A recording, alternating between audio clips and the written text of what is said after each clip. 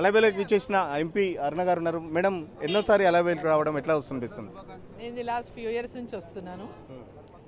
వచ్చి దత్తాత్రేయ గారు చాలా అంటే పెద్ద ఎత్తున ఎవ్రీ ఇయర్ చేస్తుంటారు. సో అలై బలై ఈ సందర్భంగా అందరూ ఒకరినొకరు కలిసి పార్టీలకు అతీతంగా వారి కార్యక్రమాన్ని ఎన్నో సంవత్సరాలుగా కొన్ని సంవత్సరాలుగా వారి అంటే ఏదో నేను 2-3 ఏళ్ళు కాదు ఎన్నో సంవత్సరాలుగా ఈ కార్యక్రమాన్ని నిర్వహిస్తూ ఉన్నారు. దీంట్లో మరి దసరా అయినటువంటి నెక్స్ట్ డేనే ఈ అలై బలై కార్యక్రమం పెట్టి పెద్ద ఎత్తున అందరినీ కూడా ఒకరినొకరు కలుసుకొని ఒక గెట్ టుగెదర్ లాగా ఉంటుందన్నమాట. అందరిని కలుసుకోవడానికి చాలా మంచి కార్యక్రమం వారు నిర్వహిస్తూ ఉన్నారు. ఎవ్రీ ఇయర్ దీంట్లో పాల్గొంటున్నారు. అంటే ఇప్పుడున్న పరిస్థితుల్లో రాజకీయ నాయకులు చాలా కత్తులు దూసుకునే టైం, ఇలాంటి సందర్భాలలో ఇలాంటి ప్రోగ్రామ్స్ మీకు కానీ అటు ప్రత్యర్థులకు కానీ ఎట్లా అనిపిస్తుంది?